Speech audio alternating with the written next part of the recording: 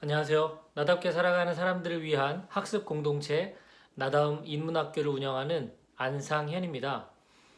오늘은 그 애니어그램 중에서 세 가지 힘의 중심에 대한 것, 그리고 우리가 알아차리는 연습을 하는 방법, 그리고 이것이 이제 명상과 어떻게 또 접목이 되는지 좀 알아볼까 합니다. 사실 저는 예전에 다널드라는 곳에서 명상을 좀 배웠고 한 10년 정도 어떤 수련을 좀 했는데요. 그 덕분에 이제 일상에서 어떤 명상을 하는 데 있어서 좀 많이 도움이 되는 것 같습니다. 여러 명상 단체가 있는데 자신에게 맞는 곳에서 직접 체험해 보는 것을 좀 권해 보겠습니다. 그런데 물론 그런 어떤 그 전문가에게 꼭 배워야만 명상을 내가 일상에서 하는 것은 아니기 때문에 다양한 방법으로 좀 알아보셨으면 좋겠고요. 우선 명상을 하기 이전에 명상의 효과는 일상에서 내가 만들 수 있거든요. 우선 그 얘기를 좀 해볼까 합니다. 애니어그램 입장에서 먼저 설명을 드리면 세 가지 힘의 중심이 있죠. 에너지를 쓰는 어떤 힘의 원천입니다. 머리형, 사고 중심의 머리형, 그리고 감정 중심의 가슴형, 그리고 본능 중심의 장형 또는 이제 배형이라고 부르는데요. 이 세 가지 힘의 중심을 처음에 우리가 그 어떤 찾아갈 때 내가 주로 쓰는 그런 어떤 힘의 어떤 원천을 찾게 되잖아요. 그 사고 중심으로 쓰는 어떤 패턴, 그리고 감정 중심으로 쓰는 패턴 또는 본능 중심으로 쓰는 패턴을 내가 알아차림으로 인해서 나에 대한 그 힘의 중심을 이제 찾게 되는데요.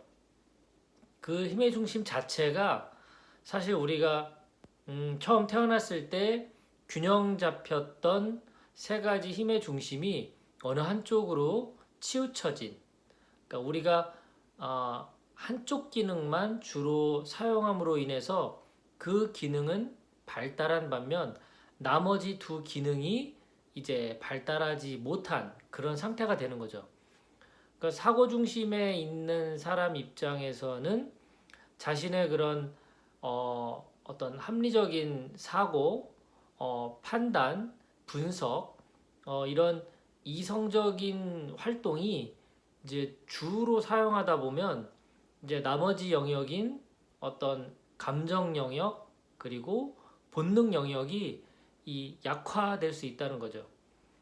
그런 기능들을 무시한 채 자신의 이성에 기반을 둔 어떤 판단, 행동, 이제 이런 것들이 나타날 수 있다는 겁니다. 이제 힘의 균형이 깨진 거죠. 머리, 가슴, 장의 균형이 깨진 상태. 나머지 유형도 마찬가지입니다. 가슴령 입장에서도 감정 영역을 주로 활용하다 보면 이성적인 판단 그리고 어떤 몸의 어떤 의지와 열정 이런 행동력 이런 것들이 약화될 수밖에 없는 거고요. 또 나머지 장형 입장에서도 자신의 욕구, 본능 그리고 경험 기반의 이런 어떤 행동 패턴만 집중하다 보면 합리적인 사고와 그리고 어떤 논리성 그리고 또 감정 영역에서의 그런 기능들이 약화가 될 수밖에 없다. 그래서 결국 한쪽으로 치우친 그런 삶의 패턴을 가져가게 될 수밖에 없는 거죠. 이럴 때 이제 세 가지 힘의 중심의 어떤 그 균형을 위해서 우리가 알아차림이 필요한 겁니다. 음, 몸의 느낌이 부족한 어떤 머리형과 가슴형 입장에서 몸의 느낌을 인식하는 데 있어서 훈련이 덜 되어 있을 경우에 이 자신의 몸 상태에 대한 느낌이 퇴화가 되죠.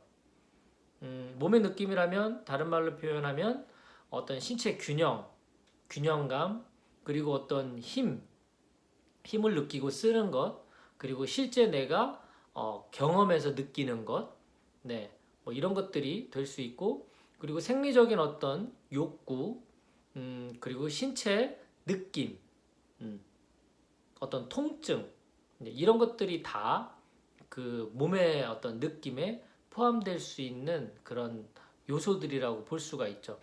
이런 것들이 평상시에 내가 알아차리는 훈련이 안 돼 있으면 뭐 말하자면 아픈 줄도 모르는 거고, 그리고 몸의 느낌을 못 느끼게 되면 사실 감정 영역과의 또 연결성이 약해질 수밖에 없습니다. 그리고 그러면 이제 이 가슴 어떤 영역, 감정 영역, 여기서는 감정을 내가 느끼고 표현하는 것, 이제 이것이 가장 중요하죠. 먼저 느껴야 되겠죠. 내 감정 상태에 대해서 이 감정이 어떤 감정인지를 내가 최대한 디테일하게 느낄 수 있으면 그만큼 공감 능력도 올라갈 수밖에 없죠.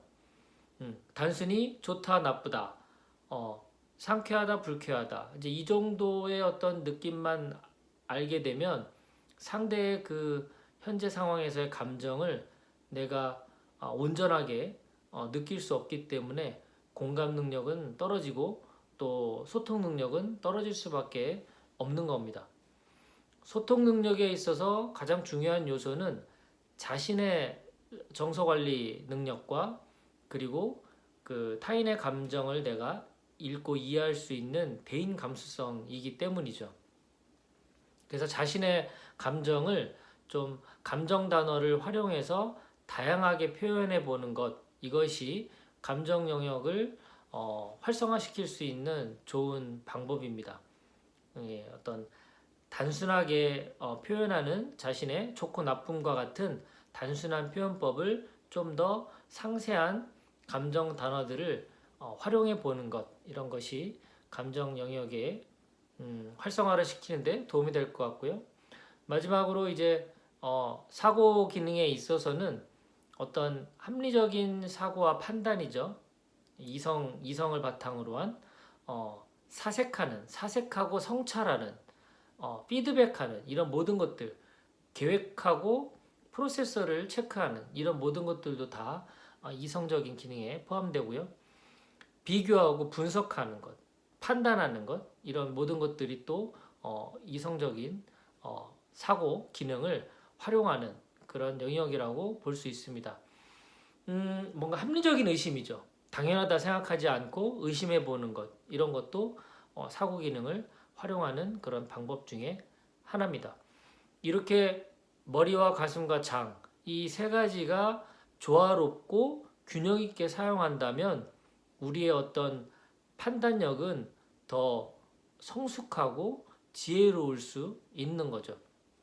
이런 상태를 만들기 위해서 이제 명상이 필요한 것이고, 또 명상이라는 것이 조용히 그냥 반가부좌를 틀고 조용하게 앉아 있는 것만이 명상이 아니라 어떤 몸의 느낌이 필요한 사람에겐 좀 다이나믹한 활동성이 필요한 것이고, 반대로 활동성이 너무 지나친 사람은 이런 차분한 이런 명상법이 또 효과적일 수도 있는 겁니다. 그래서 자신이 지금 주로 쓰는 어떤 힘의 중심이 무엇인지를 먼저 알아채고, 그 다음에 부족한 부분에 있어서의 훈련법을 명상이나 뭐 요가나 필라테스나 아니면 걷기, 산책하기, 뭐 다양한 신체 활동들까지 접목을 해서 내 것으로 만든다면 이 머리는 좀 더 그 고요해지고,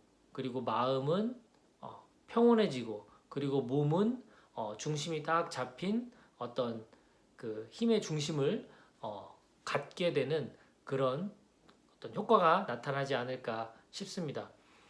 세 가지 힘의 중심에 대한 부분을 스스로 이해하고 알아차리는 그것이 필요하고요. 그 다음에 두 번째는 내가 부족한 부분에 대해서 인식을 하고 보완하기 위해서 균형감을 느끼기 위해서 내가 훈련하는 방법, 이런 것이 필요하다, 이렇게 정리해 드릴 수 있을 것 같습니다.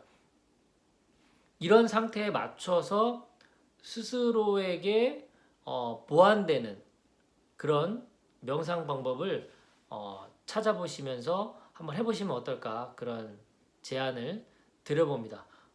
오늘 준비한 건 여기까지입니다. 남은 시간도 즐거운 시간 되시길 바랍니다. 감사합니다.